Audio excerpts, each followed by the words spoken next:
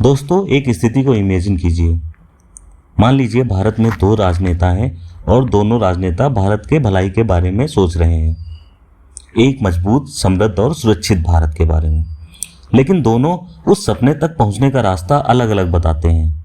एक कहता है कि सरकार को आगे आकर गरीबों की मदद करनी चाहिए, संसाधनों का वितरण करना चाहिए और समाज में समानता लानी चाहिए।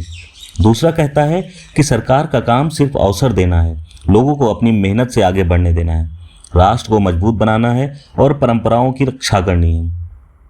दोनों भारत का भला चाहते हैं, लेकिन दोनों की सोच अलग है। यही है वामपंथ और दक्षिणपंथ की कहानी। नमस्कार दोस्तों, आप देख रहे हैं अर्थशास्त्र, जहां हम विषयों को नारे, प्रचार या सोशल मीडिया की बहसों से नहीं, बल्कि इतिहास, अर्थशास्त्र और तथ्यों की रोशनी में समझते हैं। आज का विषय है वामपंथ बनाम दक्षिणपंथ।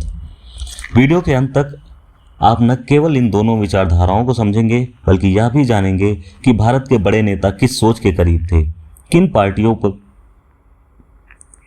पार्टियों पर इनका प्रभाव रहा और क्यों दुनिया का कोई भी सफल देश पूरी तरह वामपंथी या पूरी तरह दक्षिणपंथी नहीं होता। चलिए शुरू करते हैं। बात है वर्ष 1789 की। फ्रांस में क्रांति हो चुकी थी। राजा की निरंकुश सत्ता को चुनौती दी जा रही थी। संसद में जब बहस होती थी तो राजा और पारंपरिक व्यवस्था के समर्थक अध्यक्ष की दाईं ओर बैठते थे और बदलाव तथा समानता की मांग करने वाले लोग अध्यक्ष की बाईं ओर बैठते थे। यहीं से जन्म हुआ दो शब्दों का, वामपंथ और दक्षिणपंथ। समय के साथ ये केवल बैठने की जगह नहीं रही, बल्कि पूरी राजनीतिक विचारधाराएं बन गई। अब सबसे पहले समझते हैं कि वामपंथ आखिर क्या चाहता है। वामपंथ का मूल विचार है कि समाज में अत्यधिक असमानता नहीं होनी चाहिए। वामपंथी सोच मानती है कि यदि बाजार को पूरी तरह खुला छोड़ दिया जाए तो कुछ लोग बहुत अमीर हो जाएंगे, जबकि बड़ी आबादी पीछे छूट जाएगी। इसलिए सरकार को हस्तक्षेप करना चाहिए, सरकार को शिक्षा देनी चाहिए, सरकार को स्वास्थ्य सेवा उपलब्ध करानी चाहिए, सरकारों को मजदूरों की रक्षा करनी चाहिए, सरकार को गरीबों के लिए सुरक्षा कवच बनना चाहिए। 19वीं सदी में कार्ल मार्क्स और फ्रेडरिक एंजल्स ने इन विचारों को व्यवस्थित रूप दिया। उन्होंने कहा कि इतिहास का सबसे बड़ा हिस्सा आर्थिक वर्गों के संघर्ष का इतिहास है। उनका मानना था कि श्रमिक वर्ग को अधिक अधिकार मिलने चाहिए। अब जरा सोचिए, जब सरकार गरीबों को राशन देती है, सरकारी स्कूल खोलती है, मुफ्त स्वास्थ्य व्यवस्थाएं देती है, किसानों को सहायता देती है, सब्सिडी देती है, तो इन नीतियों में वामपंथी सोच की झलक दिखाई देती है। भारत में लंबे समय तक वामपंथी राजनीति का प्रभाव पश्चिम बंगाल, केरल और त्रिपुरा जैसे राज्यों में देखा गया है। लेकिन हर विचारधारा की तरह वामपंथ की भी आलोचना होती है।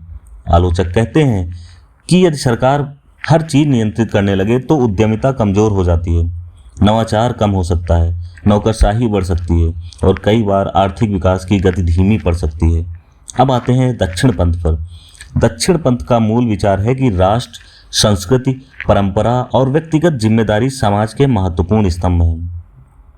दक्षिणपंथी सोच कहती है कि लोगों को अवसर दो, कानून व्यवस्था मजबूत रखो, सीमाओं की रक्षा करो, राष्ट्रीय पहचान को सुरक्षित रखो और बाजार को अपना काम करने दो। दक्षिणपंथी विचारधारा अक्सर मजबूत सेना, राष्ट्रीय सुरक्षा, सांस्कृतिक विरासत और निजी उद्यम का समर्थन करती है। दुनिया में मार्गरेट थैचर और रोनाल्ड रेगन जैसे नेताओं को दक्षिणपंथी आर्थिक सोच का प्रमुख उदाहरण माना जाता है। भारत में इस विचारधारा का सबसे बड़ा राजनीतिक प्रतिनिधित्व भारतीय जनता पार्टी और उससे जुड़े वैचारिक संगठनों में देखा जाता है। लेकिन दक्षिणपंथ भी आलोचना से मुक्त नहीं है। आलोचक कहते हैं यदि सांस्कृतिक पहचान पर अत्यधिक जोर दिया जाए तो समाज में विभाजन बढ़ सकता है। कुछ लोग यह भी तर्क देते हैं कि बाजार पर अधिक भरोसा आर्थिक असमानता बढ़ा देता है। अब सवाल उठता है कि भारत के बड़े नेता किस विचारधारा के थे। आइए एक एक करके समझते हैं। जवाहरलाल नेहरू को सामान्यतः केंद्र वाम नेता माना जाता है। उनका विश्वास वैज्ञानिक सोच, सार्वजनिक क्षेत्र के उद्योगों और मजबूत सरकारी संस्थानों में था। उनके समय में आईआईटी, एम्स, बड़े बांध, वैज्ञानिक अनुसंधान संस्थान और सार्वजनिक क्षेत्र के अनेक उपक्रम स्थापित हुए। नेहरू का सपना था कि भारत विज्ञान और उद्योग के आधार पर आधुनिक राष्ट्र बने। अब बात करते हैं डॉक्टर भीमराव अंबेडकर की। अंबेडकर को केवल वामपंथी या दक्षिणपंथी कहना गलत होगा। उनकी सबसे बड़ी चिंता सामाजिक न्याय थी। वे चाहते थे हर नागरिक को समान अवसर मिले। उन्होंने भारतीय संविधान की रचना में केंद्रीय भूमिका निभाई और लोकतांत्रिक भारत की नींव रखी। अब आते हैं सरदार वल्लभ भाई पटेल पर। पटेल राष्ट्र की एकता और मजबूत प्रशासन में विश्वास रखते थे। स्वतंत्रता के समय भारत में 500 से अधिक रियासतें थीं। पटेल ने उन्हें भारतीय संघ में मिलाकर आधुनिक भारत की राजनीतिक एकता सुनिश्चित की। यदि पटेल जी असफल होते तो शायद आज भारत कई छोटे देशों में विभाजित होता। इसके बाद आते हैं वीपी नरसिम्हा राव जी। 1991 में भारत गंभीर आर्थिक संकट से गुजर रहा था। विदेशी मुद्रा भंडार लगभग समाप्त हो चुका था। ऐसे समय में नरसिम्हा राव और उनकी सरकार ने आर्थिक सुधारों की शुरुआत की। भारत ने लाइसेंस राज से बाहर निकलना शुरू किया, निजी निवेश बढ़ा, अर्थव्यवस्था खुली और भारत ने वैश्विक अर्थव्यवस्था से जुड़ना शुरू किया। अब बात करते हैं अटल बिहारी वाजपेयी जी की। वाजपेयी जी दक्षिण केंद्र विचारधारा के नेता माने जाते हैं। उनके कार्यकाल में गोल्डन क्वाड्रिलैटरल परियोजना शुरू हुई, जिसने भारत के प्रमुख शहरों को आधुनिक राजमार्गों से जोड़ने का काम किया। दूरसंचार क्षेत्र में सुधार हुए, भारत में परमाणु परीक्षण हुए और अंतर्राष्ट्रीय दबावों के बावजूद अपनी रणनीति स्थिति मजबूत हुई। अब आते हैं नरेंद्र मोदी जी पर। मोदी जी को सामान्यतः दक्षिण केंद्र और राष्ट्रवादी विचारधारा का नेता माना जाता है। उनके कार्यकाल में डिजिटल भुगतान का तेजी से विस्तार हुआ, जनधन खातों का विस्तार हुआ, प्रत्यक्ष लाभ हस्तांतरण प्रणाली मजबूत हुई, राजमार्ग, रेलवे, हवाई अड्डे और डिजिटल अवसंरचना में बड़े निवेश हुए। साथ ही उनके शासन को लेकर समर्थकों और आलोचकों के बीच तीखी बहस भी जारी रही है। समर्थक उन्हें निर्णायक नेतृत्व का प्रतीक मानते हैं, जबकि आलोचक नागरिक स्वतंत्रता, सामाजिक ध्रुवीकरण और संस्थागत संतुलन से जुड़े प्रश्न उठाते हैं। लेकिन अब मैं आपको एक ऐसी बात बताने जा रहा हूं जो शायद इस पूरे वीडियो की सबसे महत्वपूर्ण बात है। भारत की राजनीति को केवल वाम पंथ और दक्षिण पंथ के खांचों में नहीं समझा जा सकता। क्यों? क्योंकि भारत की लगभग हर बड़ी पार्टी दोनों विचारधाराओं के तत्वों का उपयोग करती है। उदाहरण के लिए, यदि कोई सरकार गरीबों को मुफ्त राशन देती है तो वह वामपंथी सोच के करीब है। यदि वही सरकार राष्ट्रीय सुरक्षा पर जोर देती है तो यह दक्षिणपंथी सोच के करीब है।